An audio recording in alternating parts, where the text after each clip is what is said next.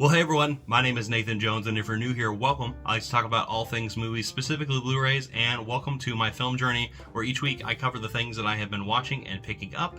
And lately, I've been doing this little fun activity with all of you who are watching this right now, called the Film Journey Wheel, which I've been doing for the last, I think, 5-6 weeks now. And I have this boutique label of wheels where I put some lamination and some magnets on this spinny wheel. It spins, it lands on a title, right, or like a boutique label like Radiance, and I show you a picture of some unwatched films that I haven't seen in my collection. All of you have voted on these titles, and so today that's what we're going to be talking about, is the Radiance films that were selected. And the latest prompt has been pick 5, and I'm actually going to change some things up here very, very shortly. I've actually got a good idea what to do with this thing that all involves you and also me, a little combination of both. And I think a lot of today's films that we're going to be talking about actually involve this change up.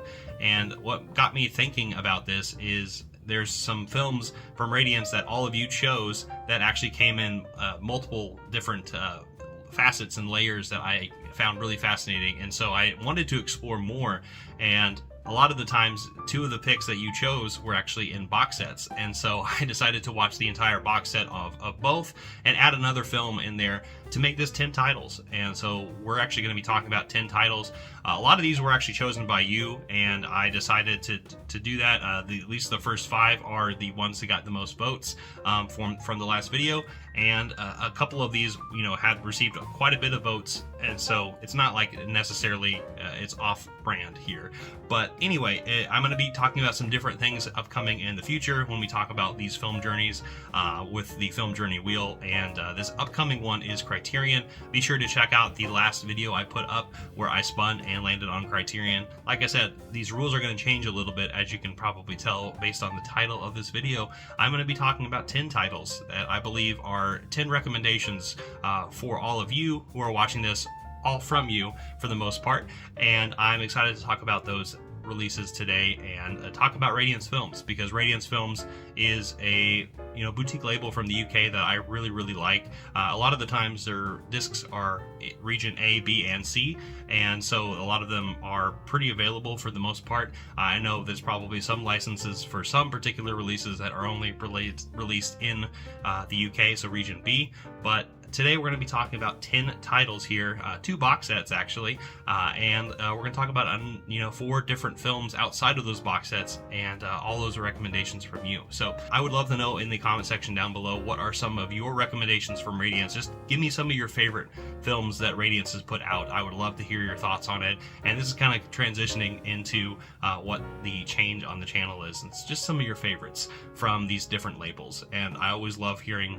feedback from the community and what they think about these different titles. So anyway, now let's jump into the 10 recommendations that I have for you for Radiance Films. Alright, so the first title we're going to talk about is Spy Number 36, and it is a Japanese film from 1962, directed by Yozu Kawashima, who hopefully I said that correctly. It is Elegant Beast right here, and you can see the image right there at the very front, showing these different types of people in this family: swindler, grifter, trickster, hustler, taker.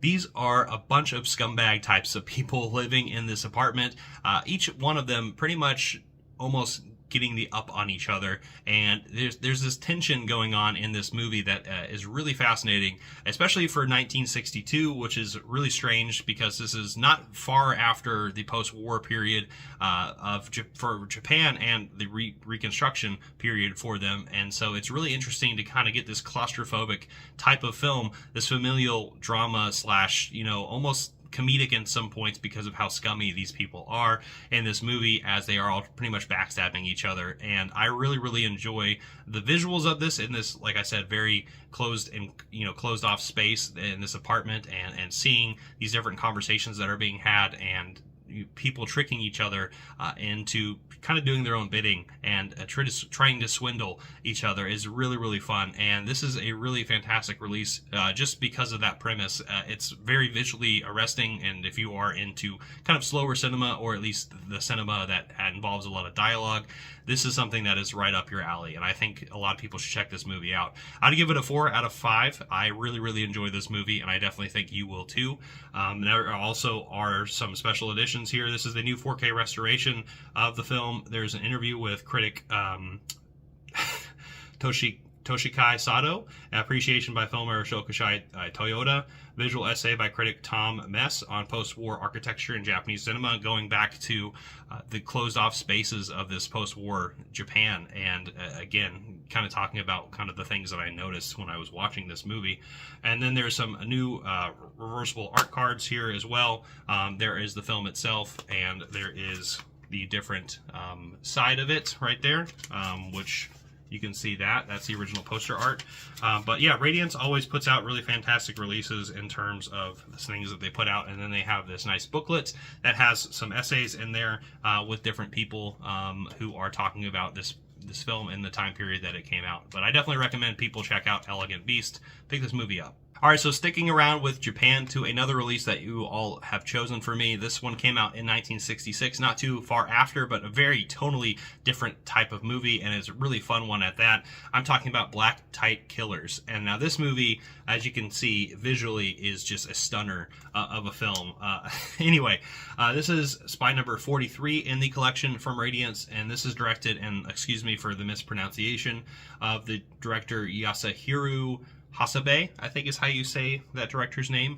But this movie is so much fun. This is a visual treat of a title. It definitely feels very much like the late 60s into the early 70s, that kind of disco, kind of laid back era, and Japan was definitely feeling that a little bit here with this particular title. And I feel like there was a lot of Western influence in this movie, but also at the same time felt very stylistic to Japan itself.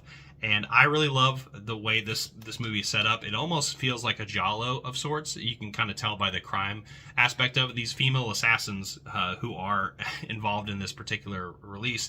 But it is, you know, a love story, a romance. It goes into different facets of that, but it's got some really great action sequences and really fun psychedelic looking sequences that I think are worth a time, and very much a particular time span of what this movie and when this movie came out. I definitely recommend people check this movie out. I'd give this movie a 3.5 out of 5.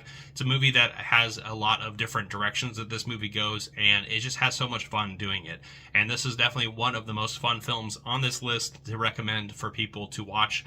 It's just a tight film, right? It's a black tight film. So anyway, this movie also has the digital transfer from this particular release. It also has audio commentary by critic and author Jasper Sharp, an archival interview with the director. We also have a trailer and some new subtitles commissioned for this particular release. So kind of bare bones on the release, but it is totally worth your time. Absolutely still worth your time. It is just such a fun release, and you can tell right here this espionage type of James Bond like kind of quality to it as well. That's kind of what this movie feels like. It feels like a giallo meets James Bond, but in Japan. So yeah, check out Black Tight Killers if you've not seen this movie before. All right, so moving away from Japan to an American film from 2004. This is Spy 109 in the Radiance Film Collection. This is Palindromes. This is the first 4K that Radiance has put out, and it is quite a treat of a film. This is directed by Todd Solondz, who I am familiar with things like Welcome to the Dollhouse, which is another release from Radiance Films, also Happiness from Criterion. Both of these movies, and this one in particular, are really challenging watches, and challenging watches at least in terms of American society and kind of portraying America as this kind of nasty place, and there's this underbelly side to it. And this movie came out in 2004, which was a little bit after 9/11. So there was something in the air in terms of the American psyche, and especially on women in particular as well, and kind of seeing what society wanted women to do at the time. And Todd Solondz tackled this with this particular film. This is starring Aviva, who is actually played by multiple women in various stages of her life, and these are great actresses who are all involved, including even Jennifer Jason Leigh as one of the iterations. And it is just a really fascinating story, but also really troubling one at that, and a movie that I definitely recommend people check out, but be a little weary of, because it is a challenging subject material, especially with some of the things that you see on the screen. Like I said, if you've seen Happiness or you've seen Welcome to the Dollhouse, there is some black comedy / really kind of sketchy stuff going on in this particular movie, but it is definitely worth checking out, and kind of noticing America's dark underbelly a little bit here. But this movie is really well done as a 4K restoration from the original camera negative from the Museum of Modern Art, directed and approved by Todd Solondz. It also has interview with him by critic Hannah Strong, interview with actor Alexander Brickell, a video essay by critic Lillian Crawford, the trailer, and a limited edition book as well. There is the Blu-ray and the 4K. So like I said, this is the 4K title. There is the release right there. There is one of the iterations of Aviva. And you can see the different iteration. There's another one right there of her holding this baby that she wants desperately. This woman who is desperately wanting a baby, and her parents being incredibly strange and also just very standoffish, but very reminiscent of this time period that this came out in. And, like I said, a great political, satire of a film, and definitely worth watching. I'd give this movie a 4 out of 5. It's one that I think I'll have to sit with because it is definitely got some tough subject material in it, but definitely worth watching and checking out. All right, so the last two films that you all chose were interesting ones, and I'm actually going to pivot here a little bit to some box sets because you all chose two titles, one from each of these box sets, and I just decided to watch the entire box set. The first one that you chose was Il Sorpasso, which is a film out of the Commedia Italiana, all films by Dino Risi, and these are incredibly fun Italian comedy watches. And I've actually seen Il Sorpasso from some time ago, actually, in the Criterion Collection. Now, this is a great restoration and a much better looking picture this go around. So it was really fun watching that film, and we'll talk about that here in a second. But let's actually go in chronological order of when these spines came out. So we have 19, 20, and 21 as the spine numbers of this particular box set. Right there, there is the box set itself. It is just a really fascinating Italian comedy section. Again, very much like talking about with Japan, post-World War II had some impacts on the society, especially in Italian society. And so a lot of the neorealism that was coming out around the time didn't translate as much to comedy and also into horror that would come up a little bit later. And it's really fascinating to kind of see that time capsule because a lot of these movies right here, they came out in a very interesting time. So let's talk about that. This also comes with a booklet right here. That is the booklet right there. I'm actually still in the middle of reading this particular thing, but it has been really fascinating. Also, just understanding Dino Risi and his different types of films. Like I said, I've seen Il Sorpasso right here, but let's actually go in chronological order. The first one is Il Vedovo. Il Vedovo. I cannot pronounce these different things because I am just a dumb American, right? But this movie right here is got Alberto Sordi and Franca Valeri in it, and this came out in 1959, so not very far after World War II. But in the late 50s, a lot of, like I said, of these different comedy styles have just kind of been developing here. About a man who is this inept wealthy guy and he can't actually get along with his wife very well, and it comes across very comedic like, and you can honestly see elements of like Preston Sturges and those types of kind of comedic roles, but very Italian, right? Very cemented in the Italian culture, and the scenery is really, really beautiful as they're actually using a lot of these natural places going around and having these different conversations and interactions together. It's very fast paced, as Italian movies are, but yeah, this movie I would give like a 3.5 out of 5. It's a movie that I definitely would recommend checking out, especially if you are a fan of comedies like that. But it does come with a couple of special features, which is really interesting here. It comes with a new visual essay from Remy Fournier Lanzoni on the softening of neorealism, which laid the groundwork for the emergence of the different comedies in Italy. A new visual essay by critic Kat Ellinger, which I'm a huge fan of her, and the comedy actor Alberto Sordi, which is our main character in here. Kind of a 34-minute essay talking about his work, and it really fascinating with a bunch of different types of films as different recommendations. It has the trailer, and it has a different limited edition 80-page booklet I just showed you for the entire box set, kind of covering the films. Now, the second film right here is another one from Dino Risi, I think just released a year after that, 1960. This is spine number 20, and it is Il Matador right here. It is actually The Showman, about this man right here, who is played by Vittorio Gassman, who is also in the film Bitter Rice, which I still have yet to see. I need to do that. that. But he is the showman, as he is this really famous guy, but he's also kind of a scandalous and scamish kind of guy, and he deals with his interactions in a really kind of hilarious way. And this has actually got a really great plot, and I love how it jumps around, and it honestly feels like watching something along the lines of I would say Cary Grant in a screwball comedy in ways, and it is really fun that way. But this is written actually by screenwriters Ettore Scola, Ruggero Macari, and Sando Continenza, which all came together to create this particular film with the direction, of course, of Dino Risi. And this movie is just a really fun one, and it's really fun to watch the characters kind of as they go across, as this showman kind of lays out his particular presentation with the different people in his life, and it is a fun one at that. I'd give this movie a 3.5 out of 5.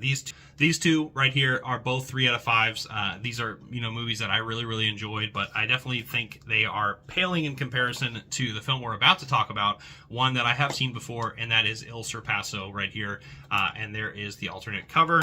And this movie came out in 1962, just a few years after that, and boy oh boy, what a great movie, a road adventure movie by Dino Risi. And this is definitely the mainstay of this particular release. Now, like I said before, this actually came out on Criterion a few years back, and I want to say almost a decade ago now. And that restoration is pretty good, but this one definitely beats it in comparison to, because it has a 2016 4K restoration by this Cineteca di Bologna, which they restored in Italy. And it also has the new film appreciation by film expert cinema Richard Dyer. And we also have Dino Risi by critic Jean A. Gill, an archival interview with him in 1999. We also have Jean-Louis Trintignant on Il Sorpasso in 1983, talking about his time with this particular film, as he's one of the this is one of his first films that he was in, Jean-Louis, and he actually was in here alongside Bruno, which is played again by Vittorio Gassman from El Matador. And those two together are just really fun. And anyway, it also comes with the 50th anniversary expert documentary on the making of the cast and crew of that in 2012. And it also has it on the Trintignant Kick, an audio essay and tribute to Jean-Louis Trintignant by critic and author Tim Lucas, looking at his life and work in the 1960s with a trailer and reversible artwork. So again, this is the version of this film. To kind of just explain this movie, it is a light comedy with a lot of serious drama going on as well, because there's a lot of serious life events that happen in this movie. But it is a road movie. It's a road movie between two individuals, Gassman and Trintignant, and they are strangers. They meet up and they go on all these different adventures as they go through the Italian countryside, and it is pretty dramatic in parts, but also really funny to see this kind of slice of life type of film. These are the types of films that really draw a lot to me, and kind of you can just watch kind of lackadaisical in the background, but also you can pay attention and really see this budding friendship of these two strangers get along as they are getting together. But yeah, this movie, probably a 4.5 out of 5. This is an incredible film. It's a movie I definitely recommend everyone check out. This is probably the best film in this entire video that we're going to be talking about. So definitely check out, if any movies you're going to watch, Il Sorpasso is the one to check out. All right, so the other film that you chose in here in the top 5 was in another box set, the Die Gothic box set right here. You picked Bride of Hades right here, which is actually the last film in this particular collection. So I decided to watch the entire thing. And it also comes with this booklet, which I'm still in the midst of reading as well, just like the Italian comedy box set that we just talked about. But Die Gothic is a really fascinating box set, and one that I am starting to love the more and more I think about it, because I'm also just particularly in a mood of horror right now, and so this definitely scratched that itch a little bit. So let's actually talk about the films in particular order. This is films number 74, 75, and 76. So let's actually kind of cover that as we go along, and we get up to Bride of Hades, which is your choice. But let's first talk about a film from the Ghost of Yotsuya right here. We also have the film The Snow Woman. and we have The Bride of Hades right here. So all these releases are really fascinating because two of them came out in the same year, 1968, but this one came out in 1959.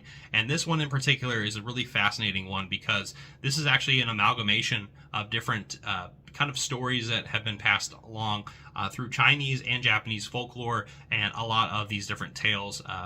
Again, going back to this post-war period, this post-war period is really fascinating because a lot of the modernization of Japan was happening really, really fast. And so, as you can see, they look to stories like this to kind of showcase a little bit more of the time that was before, and also just to look at the cultural society and also just to maintain some of that identity, I suppose, through this time period. But anyway, the Gotsu Yatsuda is a really, really fun film that I really, really enjoyed. This movie, I feel like, laid the blueprint for a lot of the J-horror that was to come in the future, and it is very visually terrifying in parts, and I love it so much.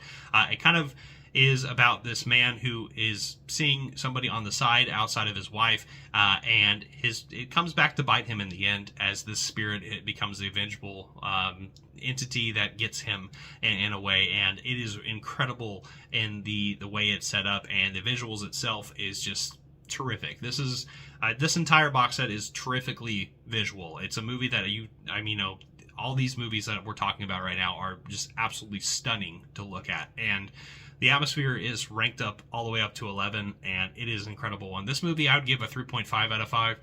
It's definitely not my favorite of the bunch, but the visuals on here are just really terrifying. But it also comes with a 4K restoration. We also have an appreciation from Kiyoshi Kurosawa, of all people, on here. We also have The Endless Curse of Oya, a visual essay by Japanese expert Kyoko Hirano, the trailer, and of course the limited edition page of this particular release. So this movie is just an incredible one. Definitely check this movie out. It is a legendary one and definitely got a lot of the ground rolling for a lot of the things to come. Moving from there to the next film is one called The Snow Woman from 1968. This is spy number 75 in the collection. And this movie is actually a tale that has been passed on and iterated in a lot of different formats. I think Kagemusha actually did a iteration of this, and that with Kurosawa. This kind of tale has been shown up in multiple spots, but it is about this isolated place where these two men are actually woodcutters, and they get visited by this apparition that is this entity, this snow woman, this yokai of sorts, if you will. And this monster of a woman can also transform herself back into kind of a normal human woman, and have those facets of that kind of that dual nature aspect here. But it is really fascinating and visually really, really stunning, because obviously it's set up in snow, so it looks really, really pretty, and also just very stylized. But at the same time, the physical and practical effects of this, like especially the eyes and the makeup of our snow woman, are terrifying. And there are definitely moments in here that are really, really scary, and I definitely recommend people check this movie out. I'd give this movie a 4 out of 5. It's one that really kind of unnerved me. I have seen this, like I said, these iterations before. However, it is worth your time and checking out. So here is the release itself. We have it with this really gorgeous baby blue, which, as you can tell, I'm a big fan of. Backdrop of the white right there. It also has really fascinating special features. It has a 4K restoration here, the uncompressed mono audio, appreciation by filmmaker Masayuki Ochai, The Haunted Mind of Laplacido Hearn, a visual essay by Laplacido Hearn scholar Paul Murray, a trailer, and the reversible art cover. So this movie is incredible. Like I said, it gave a lot of different iterations. It even says here Kurosawa and Mizoguchi, as they would go on to make different iterations of this. All of them are incredible. Definitely check out The Snow Woman if you've not seen this movie. And the final film, the one that actually all of you chose, was The Bride of Hades. This is spy number 76, and my God, is this one a visual treat. And this is probably the most terrifying of the bunch, just visually and unsettling the way that these things are. But it is involving this man right here, who is Shinzaburo, who is played by Kojiro Hongo, who was in Gamera.